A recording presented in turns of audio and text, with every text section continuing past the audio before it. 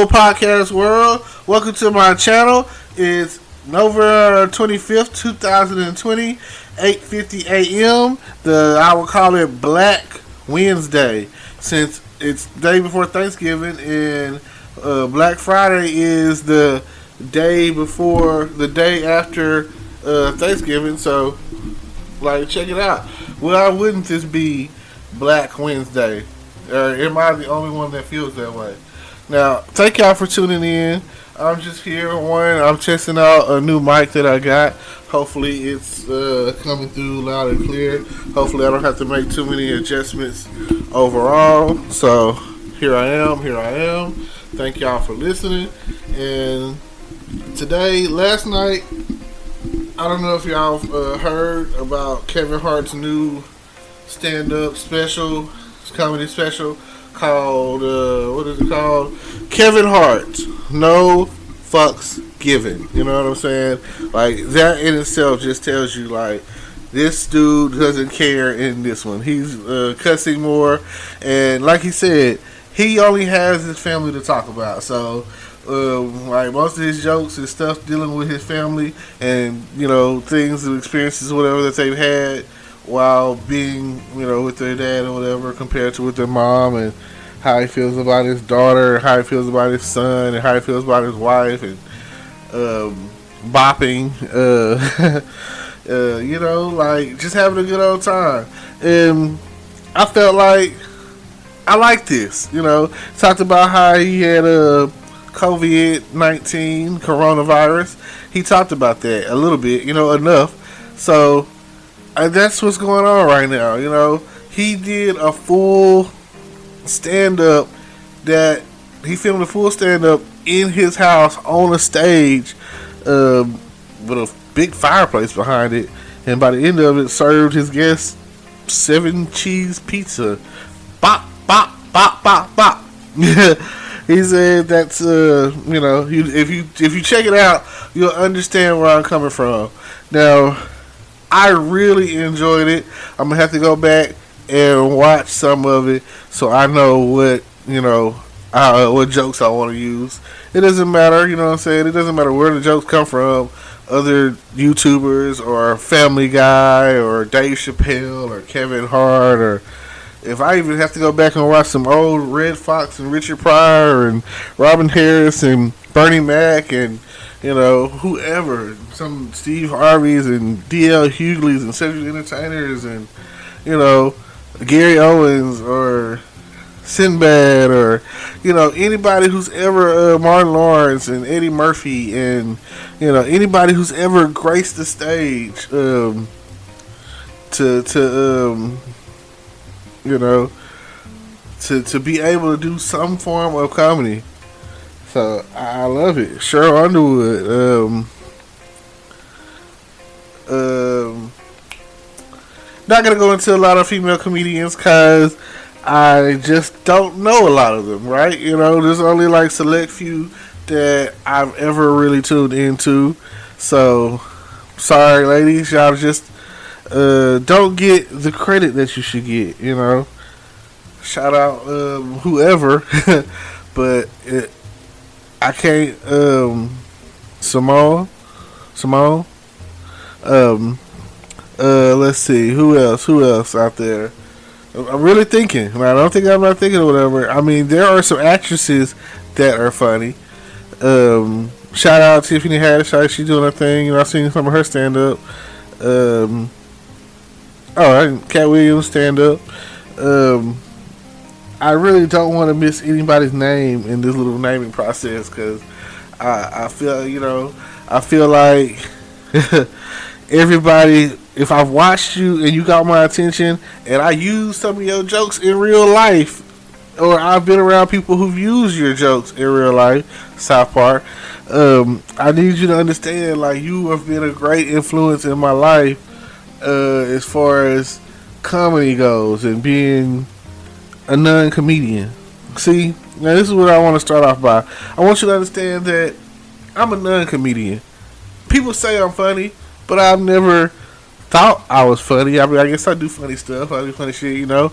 I guess I'm funny, you know. I guess that some of the things, I want to say I'm funny, not funny looking. I feel like that was somebody told me, like, if they don't laugh at your jokes, they can show laugh at you. That's not a good feeling, because the thing is, you don't want people laughing at you. You want them laughing with you. But if you can take what you get, so at the end of the day, it don't matter if it's Three Stooges slaps chopstick humor or whatever. I want it all. I remember on TBS they used to have a little thing talking about we know what funny is, and let us tell you what's funny, or however it went. And I used to chime in every now and again and be like, if something was funny or not. Futurama.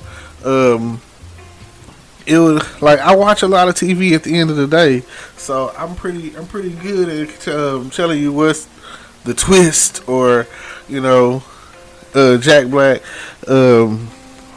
or what's like funny, And I feel like these is one of those times. I feel like every time that I put something on this podcast or on YouTube or anywhere, that it works for me. It's like, oh, I'm cool with that. That'll work, Let that be the case. And I'm still learning how to work all this technology. I'm still learning on how to, come out on top.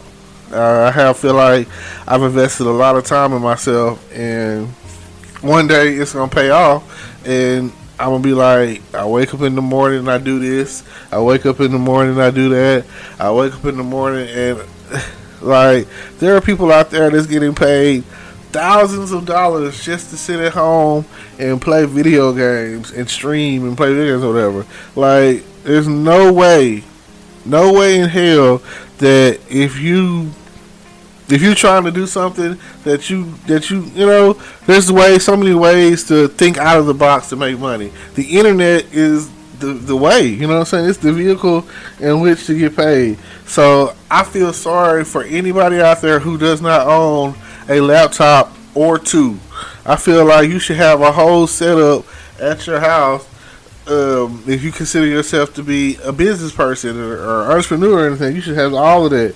You should be able to, like, dang near have your own talk show like Oprah. You should be able to come in there and running things. And that's just my opinion, but I also feel like it don't matter. You shouldn't be using solely your whole soul access to the internet should not be your iPhone or your cell phone or your smartphone or Android or whatever. There are things that like back in the day, a secretary had to type like 60 words a minute. That was like a thing. Like, if you go into a place, and most cases secretaries were considered like women or whatever, and you were applying to get that job, in some cases or whatever, I know some other jobs that require you to have a decent 30, 45 words per minute, decent accuracy or whatever in typing. These skills, like, I'm not the person to come to when it comes time to build a house. I'm not the person to come to when it comes time to, I don't know, just say build a house. There's people out there who don't know how to drive a standard car, which is not that hard. It's pretty easy to learn. I feel like knowledge is power, and you empower yourself every time you learn. Every time you learn something that is going to make you money. I still don't know how to speak another language. I should know how right now to speak Spanish at the bare minimum. If I speak English, I should be able to speak Spanish because of what's going on in America and society today. And then I should go from English to Spanish to like Chinese, and then from Chinese to Japanese, and then from that to like German, and then Italian. I should be able to. I shouldn't be able to just, I should be able to go around the world and be able to communicate. I shouldn't have to use some sort of form of translator or whatever, because you know why?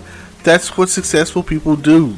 Successful people put in the work in their spare time, and it might not happen overnight. So successful people are patient. They play in the long game, Some people want like microwave results. They want instant oatmeal. When I'm scrambling eggs. You know, I got eggs and steak for breakfast, and that's a slow cook process. So if you don't understand and you're not ready for the steak and eggs, then go for the oatmeal. Oatmeal is fulfilling. Oatmeal is good. I like oatmeal, you know, but it's not going to take you where you really want to go. If you're sitting out there and you have a Forbes mindset and you're thinking, I want to become for the Forbes list, I want to be a billionaire, you know, I want to be a trillionaire, you know, I want to be the first trillionaire recorded on the Forbes list. A matter of fact, I want to overthrow Forbes and have my own list, you know. When I become the first trillionaire, it'll be like mind blowing. But it's not something that's gonna happen overnight. If you sit there and look at those who are like some of the richest people or whatever, you gotta identify with where your bread and butter is. Like for me, I'm throwing darts. I'm in the early stages or whatever. But a lot of them cats that became rich, they didn't do it in their 20s and 30s or whatever. They did it like in the latter years of their life, you know? Like they enjoying retirement because they good now, you know? So by the time that you're really truly Scrooge McDuck, spending the money being rich and wealthy or whatever, you 60, you know what I'm saying? You like 60 years old. You thinking about who's gonna inherit the wealth that you've accumulated, you know? Who's gonna get this money once you're gone? You're thinking about your children and your children's children, your children's children. You're thinking about generational wealth. And that the best way to do that is passive income. If you're not out there searching for ways to make passive income, and you know, like you're not doing anything, you got cash flow, you got rental properties, you got websites that are just bringing in cash, you got businesses or whatever that are top notch, above board, and people are coming in, and they're coming in like regular, you know, whatever it is that you're selling. Like even because people be like, oh, I want to sell drugs. And even a drug dealer, you know, first you have risk, and that's the first thing that you got to understand as an entrepreneur and a business person. And then with that, there's no guarantee of success. Like, you got to put it to the point. You got to get your business, whatever it is, whatever business model you follow. Doesn't matter if it's a Walmart business model or some Warren Buffett business model or inventor or something, Bill Gates business model or something. Whatever, Steve Jobs. If you do these things, if you push success won't push back. Success will pull you up. It's one thing that I've learned. Once you get to the top, there's still more climbing to do. I feel like there is no end to success. There is only more, like up is up. Like it's something that you just can't fathom when it comes down to it. Like you just don't know how far you could go. But at the end of the day, only place that you're gonna find success before work is in the dictionary. Just think about it. You got to put in the work. Like by the time that this drops, I don't know how many different episodes of podcasting I've done. I don't know. I can go and look, but I don't know how many videos I've dropped on YouTube and getting ready to try to get monetized, getting ready to expand to Twitch and Facebook. You know, if it's a thing that requires me to get followers, subscribers, or whatever, and for them to actually pay attention and listen to what the advertisements and listen to what I got to say or whatever the case is, like I'm trying to be on those platforms. I'm trying to expand. I'm trying to use time all together so that if this is making me $1,000, if this is making me $1,000, and this is making me $1,000 for something simple as talking in a room, recording on a laptop, It's something that everyone could potentially do, and it's simple. It's easy, but that's the thing about it. Something I've always learned that it's just like the easier it is to do, it's just that easy not to do it. And it's not no real reason why you wouldn't. It's just sometimes it's a mental block, or you're frustrated, or you're thinking like, oh no, I don't need to do that. You know what I'm saying? Or I don't know what to talk about today, or I don't know what to do. So, like I say, um, I really want to do something that, again, like I said, Kevin Hart stand up was great, and I would like to do my own. I'm not really sure on how that will work out.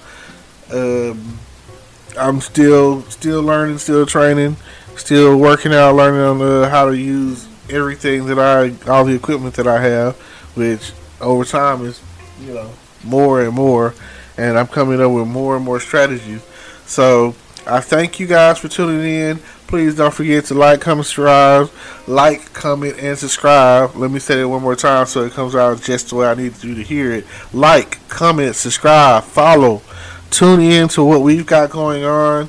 I've even got merchandise in the works, as there's links down below in the description. Check them out. Feel free to make a donation. There's a link on there for that. And we appreciate you. Thank you. And all I can say is thanks for tuning in. Peace.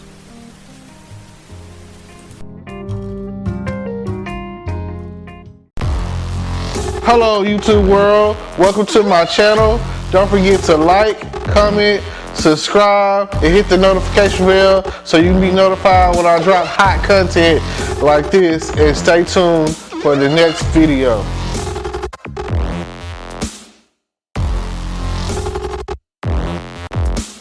Today is your lucky day. Today is the day that our $3 website works for you, paying you directly to your PayPal daily. Imagine $3 ongoing continuous payments to your PayPal account. Imagine falling asleep and waking up to $300 in your PayPal account. How would this make you feel? How could this help you? What bills could you pay? What kind of fun could you have? What does that retirement look like now? All for a one-time payment of $3. This website is DFY done for you, fully built and completely hosted, and never stops collecting payments for you. You have spent $3 on coffee on a regular, but that coffee won't help you create multiple streams of income. Click the link below.